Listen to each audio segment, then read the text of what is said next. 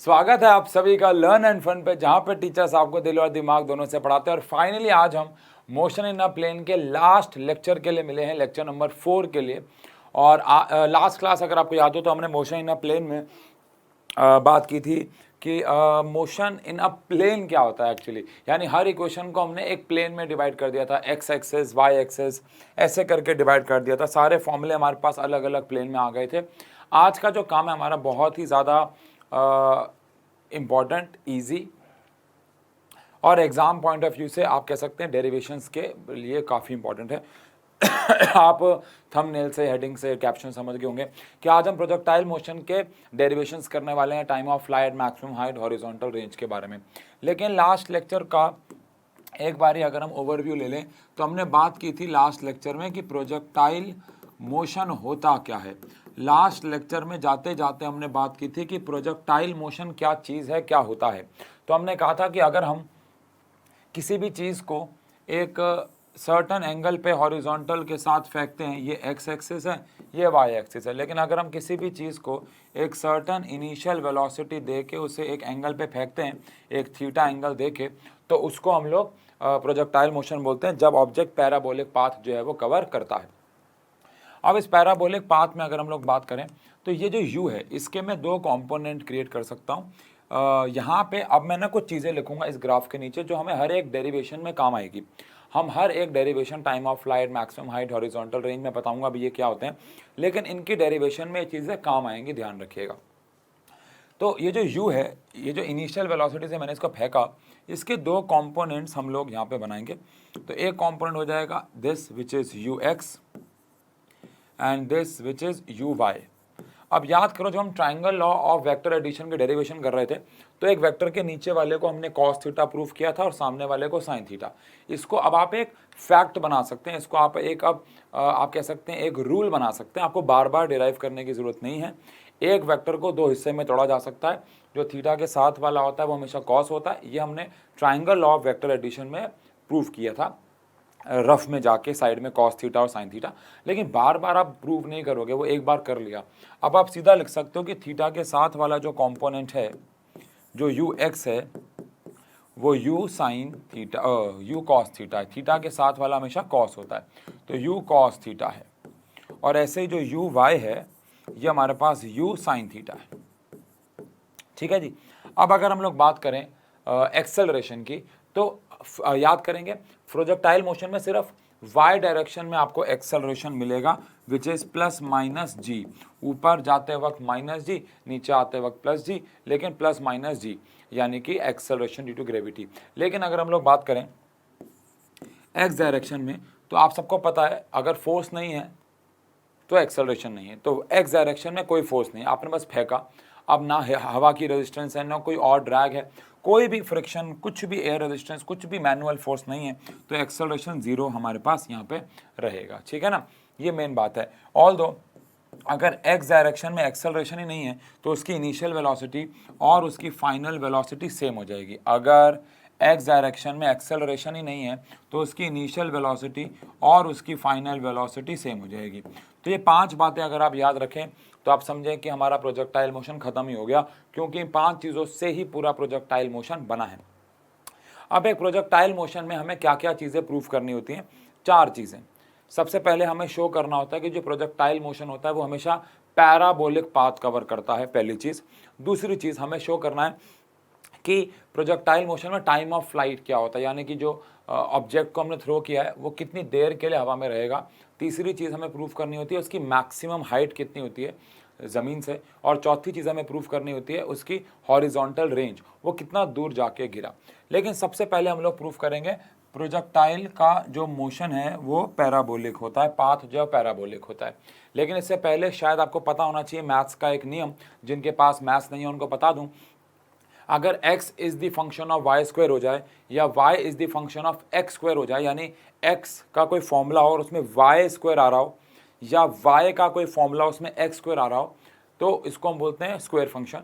और ऐसे ग्राफ्स को पैराबोलिक ग्राफ्स बोलते हैं। ये मैथ्स में एक चैप्टर है रिलेशन एंड फंक्शन करके, शायद, मुझे कंफर्म नहीं है, बट मैथ्स में एक चैप्टर आता है उसमें हम ये साबित करते हैं, दिखाते हैं, ग्राफ बनाते हैं, अलग अलग ग्राफ बनाते हैं। उसमें से एक स्क्वायर फंक्शन होता है, स्क्वायर फंक्शन का ग्राफ हमेशा पैराबोलिक होता है। तो इनका भी जो ग्राफ बनेगा वो पैराबोलिक ग्राफ बनेगा। और पैराबोलिक ग्राफ जो होगा वो कब शो होगा, कब मैं शो कर पाऊंगा कि प्रोजेक्टाइल मोशन पैराबोलिक होते हैं, जब मैं y as a function of x square या x as a function of y square कर दूं।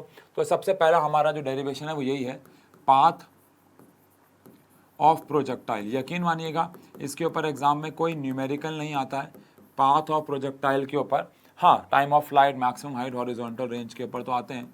पैराबोलिक पाथ जो है वो हमारे पास कवर करने वाला है, ठीक है। अब पाथ ऑफ प्रोजेक्टाइल जो कि पैराबोलिक है, इससे हम लोग कैसे साबित कर सकते हैं? हम लोग क्या करेंगे, मैं पहले x की इक्वेशन लगाऊंगा सेकेंड। तो x is equal to u x t plus half a x t square होता है। तो यहाँ पे x तो x रहने देते हैं, यू एक्स को मैं u cos थीटा लिख सकता हूँ और t को t लिख सकता हूँ, plus half a x which is 0 t square.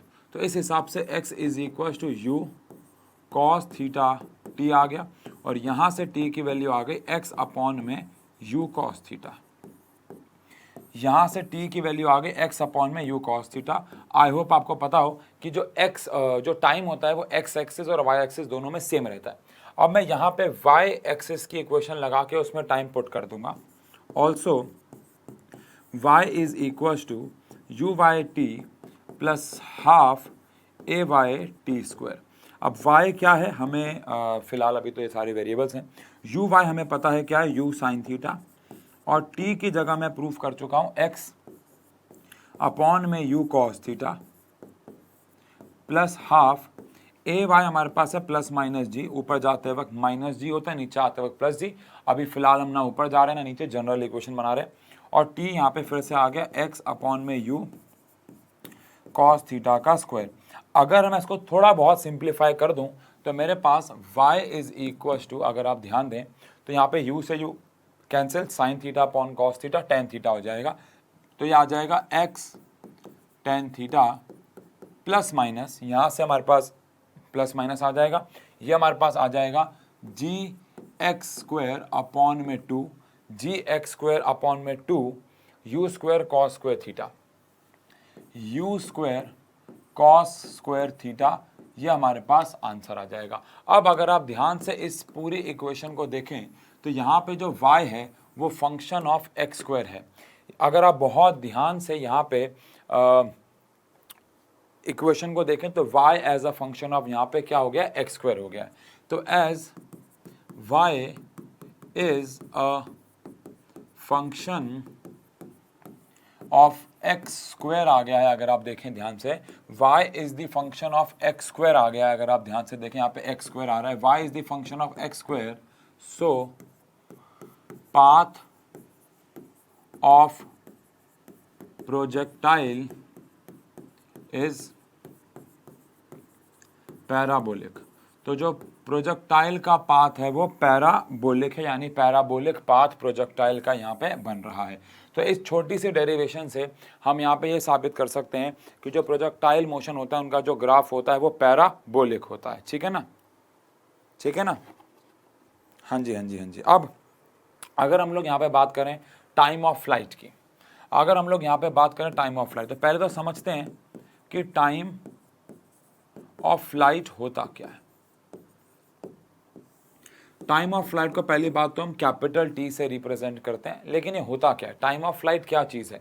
Time of flight का मतलब होता है कि कोई भी बॉल, कोई भी ऑब्जेक्ट जिसको भी हम फेंक रहे हैं, चाहे वो जैवलिन है, चाहे वो कोई बॉल है, चाहे वो कुछ भी है, वो हवा में कितनी देर के लिए रहता है। तो अगर आप डेफिनेशन लिखना चाहो तो time for which a projectile remains in the air, या टाइम फॉर विच, या time taken by the projectile for the flight is called time of flight. ठीक है ना?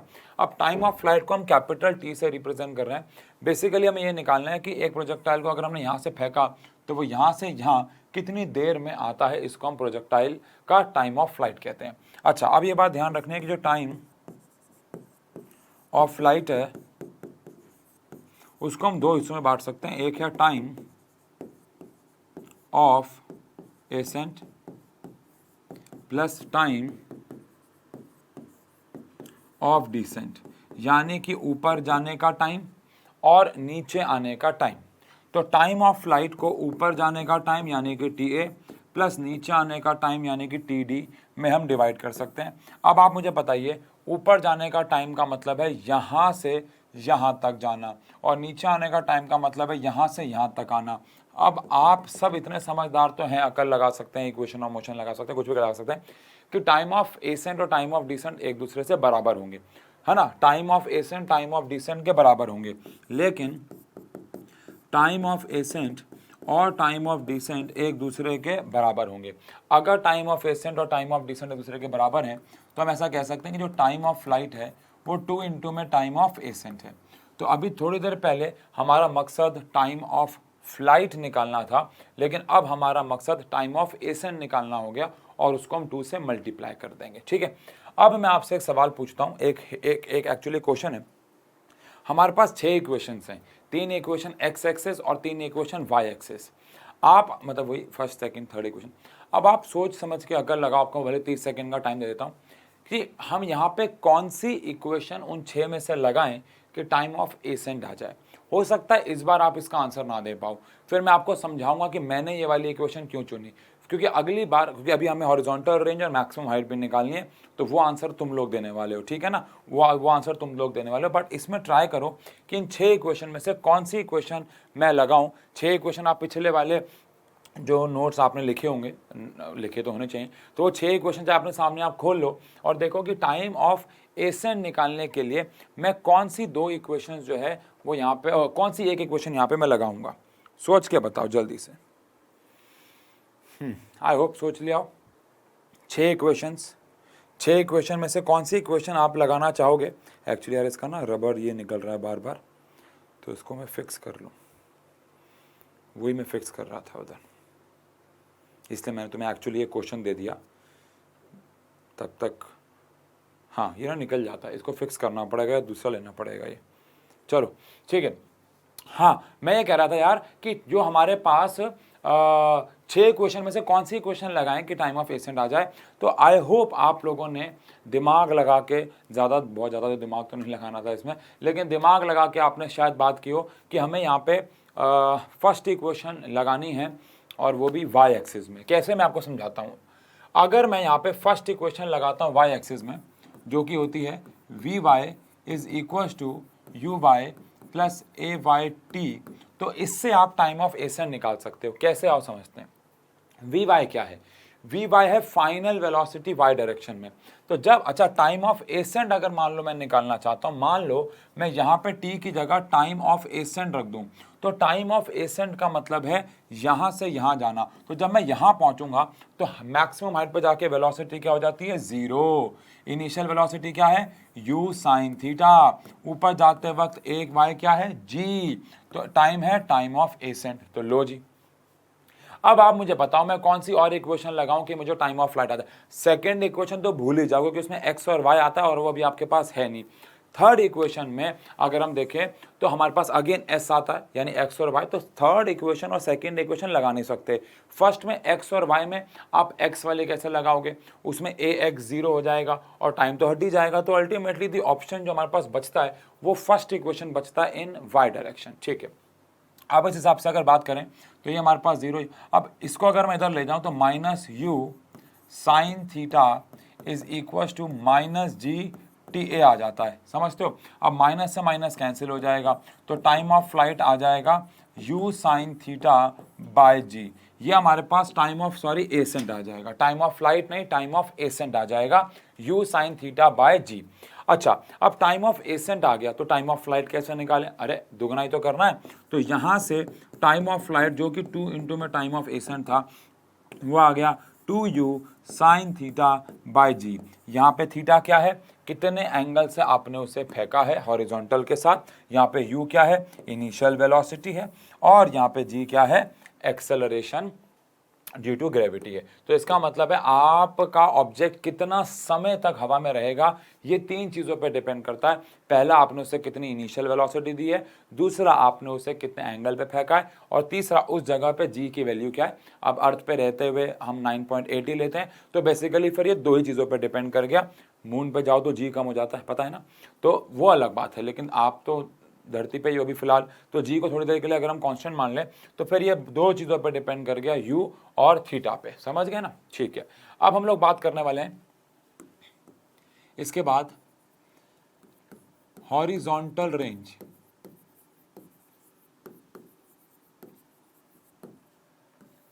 हॉरिजॉन्टल रेंज का मतलब होता है, हॉरिजॉन्टल रेंज का मतलब होता है कि आपका जो ऑब्जेक्ट है वो कितना यहां से यहां तक जाके दूर गिरता है। यानी हॉरिजॉन्टल रेंज की अगर आप डेफिनेशन लिखना चाहो, पहली बात तो इसे कैपिटल आर से शो करते हैं, तो distance travelled horizontally by the projectile. Projectile मतलब इसको हम फेंकते हैं, तो distance travelled horizontally by a projectile is called horizontal range. इसको हम हॉरिजॉन्टल रेंज कहते हैं। अब आप अकेले दोबारा से, we have 6 equations and now we have time of flight and time of ascent. ये हमारे पास है, हमारे पास 6 इक्वेशन है। अगेन 30 सेकंड दे रहा हूं, जल्दी से बताओ कौन सी इक्वेशन लगा के हम हॉरिजॉन्टल रेंज को कैलकुलेट कर सकते हैं। जल्दी से सोचो, दिमाग लगाओ। हॉरिजॉन्टल रेंज मतलब आपको एक्स डायरेक्शन का डिस्टेंस निकालना है बेसिकली। लो, आइडिया मैंने आपको दे दिया, एक्स डायरेक्शन का यार हॉरिजॉन्टल रेंज मतलब एक्स डायरेक्शन का डिस्टेंस। तो अल्टीमेटली आपको क्या क्या कौन सी एक्सिस की इक्वेशन लगानी है? एक्स एक्सिस की। अल्टीमेट पॉइंट तो वही है। अच्छा, अब बताओ एक्स एक्सिस की इक्वेशन में कौन सी वाली लगेगी? फर्स्ट लगेगी? नहीं। सेकंड लगेगी? हाँ, सेकंड लगा सकते हैं। थर्ड लगा सकते हैं? थर्ड में फाइनल वेलोसिटी के पंगे आ जाएंगे। तो ultimately second velocity, second equation यानी कि x is equal to u x t plus half a x t square. अब x क्या है? अगर मैं पूरा हॉरिजॉन्टल रेंज चलता हूं तो x मेरे लिए r हो जाता है, यू एक्स मेरे लिए u cos थीटा है, और t की जगह टाइम ऑफ फ्लाइट आएगा। टाइम ऑफ फ्लाइट क्यों आएगा? क्योंकि पूरा प्रोजेक्टाइल मोशन में चलना है। तो r is equal to u cos theta, time of flight का फॉर्मूला है 2u साइन थीटा बाय जी। इस हिसाब से r इज इक्वल टू क्या आ गया? 2 u इंटू यू आ गया u स्क्वायर। एक्चुअली 2 को भी मैं अंदर ले रहा हूं, कारण बताऊंगा अभी। u स्क्वायर क्या हो रहा है ये?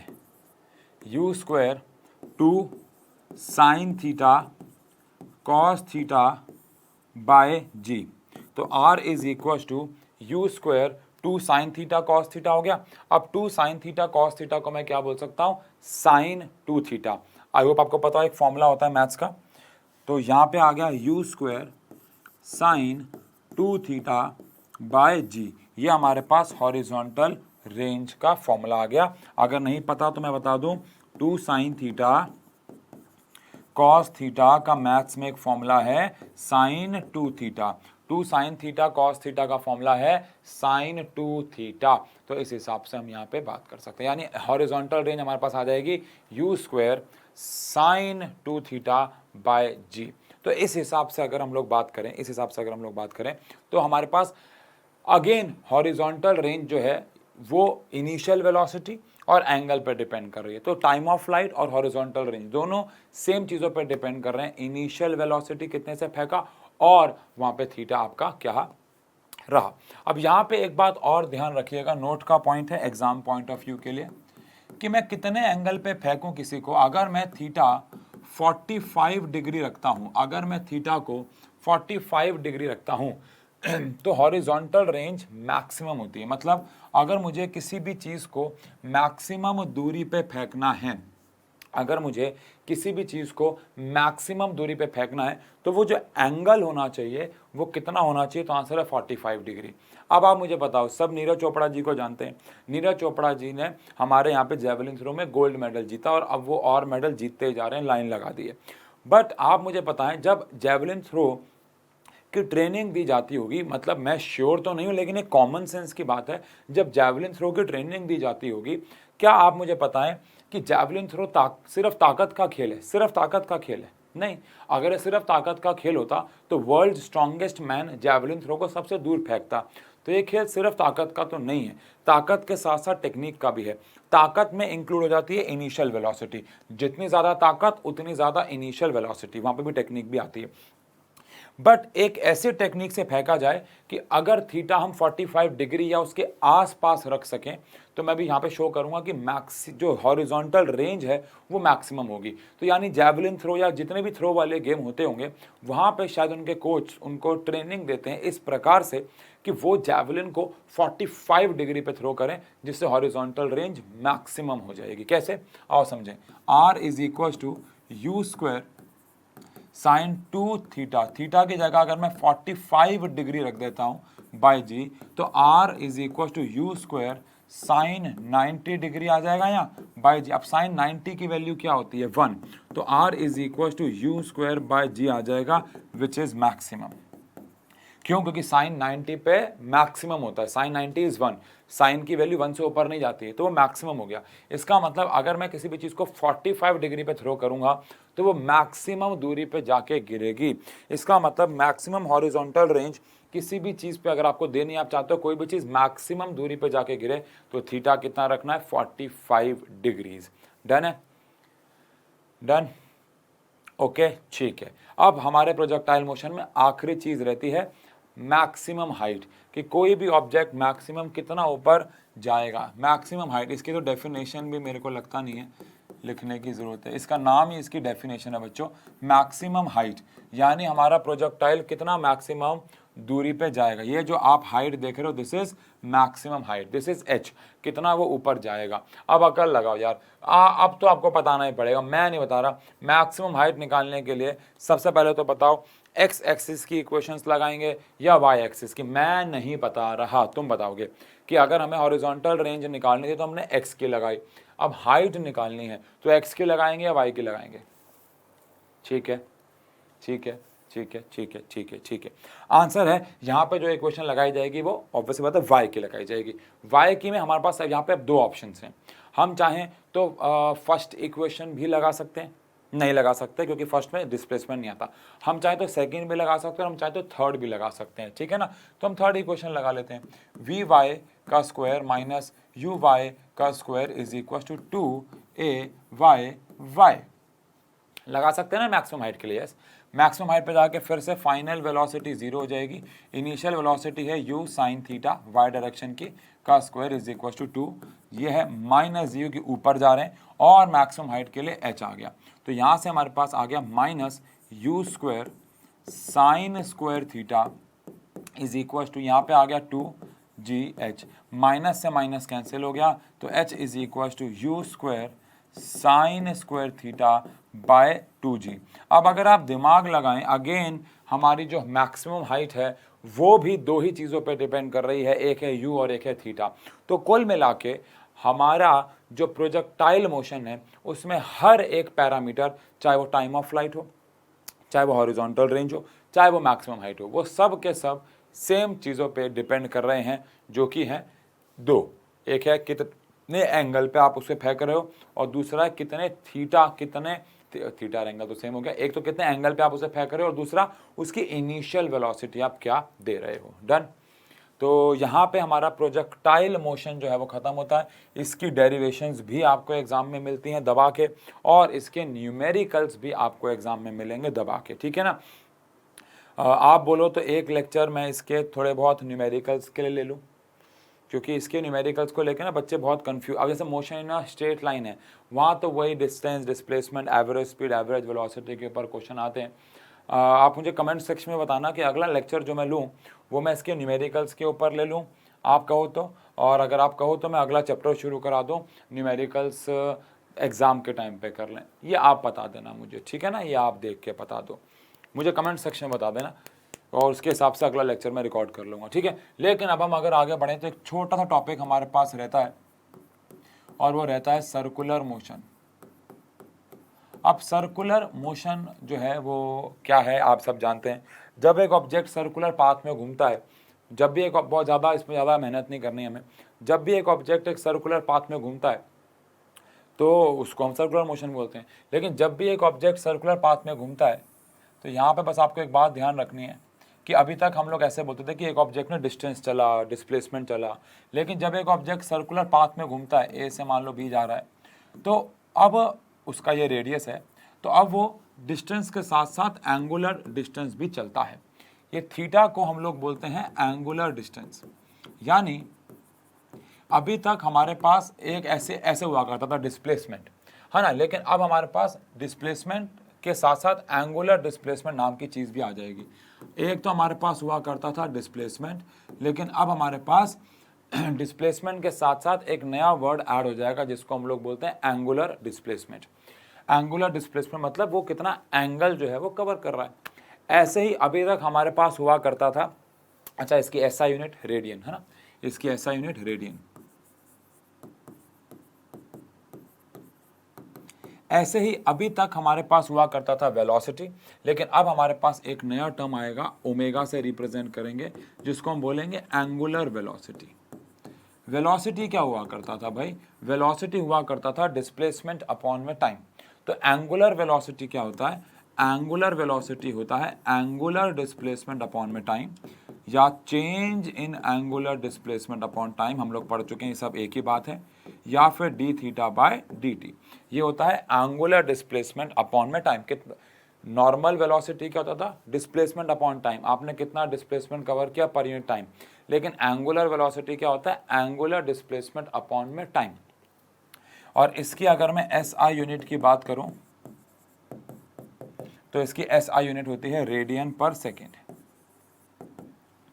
फिर हमारे पास आता है, जैसे एक्सेलरेशन होता था ऐसे हमारे पास होता है एंगुलर एक्सेलरेशन। जैसे एक्सेलरेशन होता था ऐसे हमारे पास एंगुलर एक्सेलरेशन, जिसको हम अल्फा से रिप्रेजेंट करते हैं, और ये होता है एंगुलर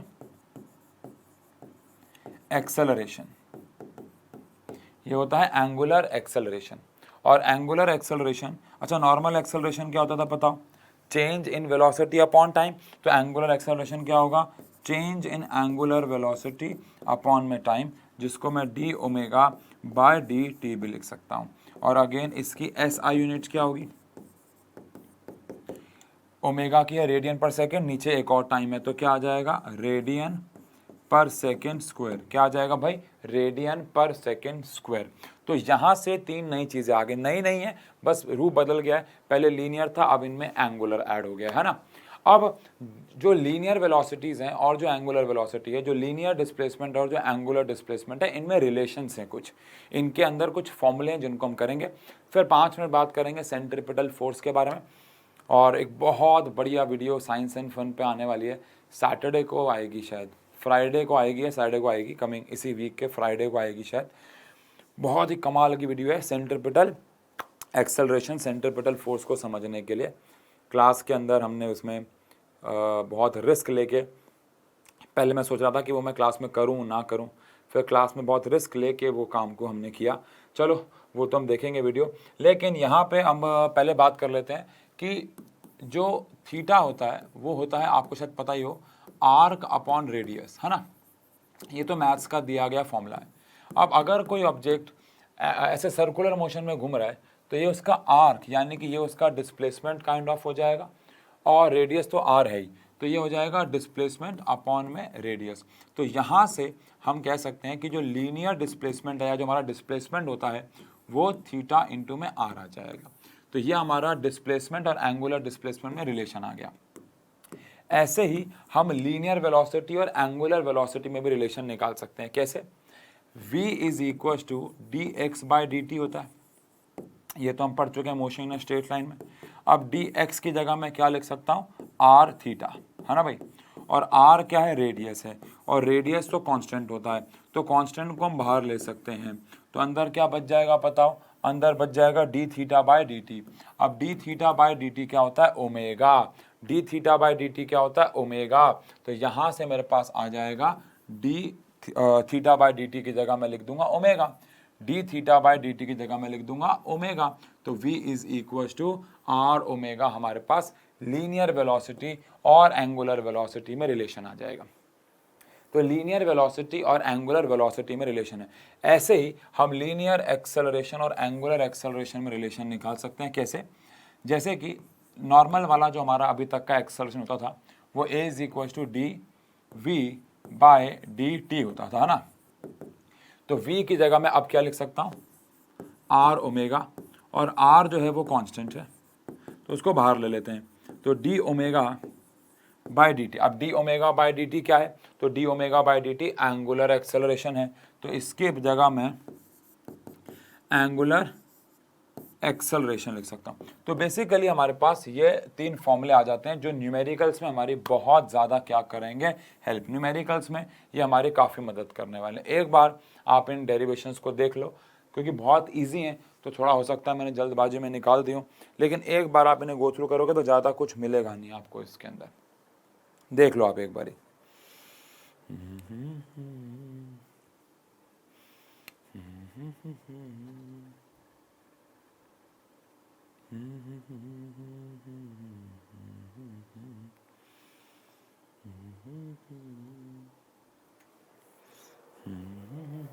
डन है, ओके।